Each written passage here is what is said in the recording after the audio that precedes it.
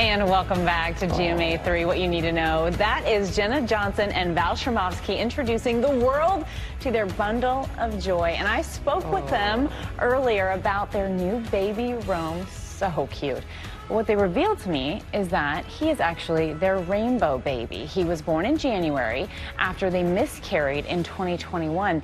And you know, they revealed a lot, but one thing that they said that was so important was that they felt really alone at the time. They felt incredibly isolated at the time that they were going through this. But as we speak with Dr. Jen, we know that is not the case. Miscarriages are very common. If you haven't gone through one in your own family, it's highly likely that you know someone who has, even if you're not aware of it. Yeah, and Dr. Jen, you're an OBGYN, obviously, and you have to have these very difficult conversations with folks about miscarriages and how to deal with that. How do you deal with that? How do you cope?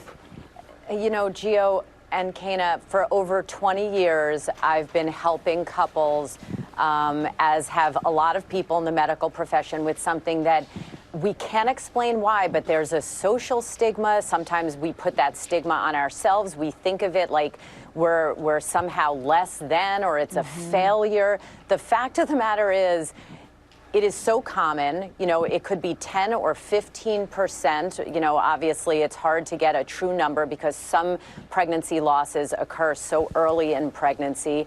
But it is a loss. So I normally recommend to people, think of it emotionally and psychologically, and then think of it physically. The physical part, way easier, no question. For the recommendations are if a woman has 2 or more early pregnancy losses or even second trimester pregnancy losses, there should be a full workup. The emotional part takes so much longer, you guys, and I always say it is a loss. Let yourself grieve that loss. Don't let anyone say to you, you can try again. That doesn't help. But it's something that's really, really common. And yeah, there's always hope, but that doesn't make it less painful. Right, and another thing that Jenna brought up is that she said she will forever change how she talks to other couples about their family planning, because she said she had suffered this miscarriage in silence, nobody knew, and she would be out doing Dancing with the Stars things, and people would be asking her, when's the baby coming? When are you going to have a ballroom baby? And she said it was so incredibly triggering because people didn't know. So she's like, never again.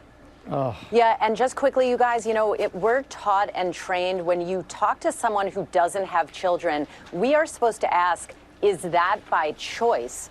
Because we can't assume that, oh, what happened? Some people choose that, other people don't. So it's about awareness, sensitivity, and, you know, the more we talk about this, I think the further we get towards those ends. Now, I'm so glad we're talking about this because I'm sure for so many families, there's a loss of hope when something like this happens. Yeah, there is. And again, just because it happens early on does not make it any less painful, you guys. All right. She had that exact same sentiment. Yeah, absolutely. All right, Dr. Jen, thank you so much.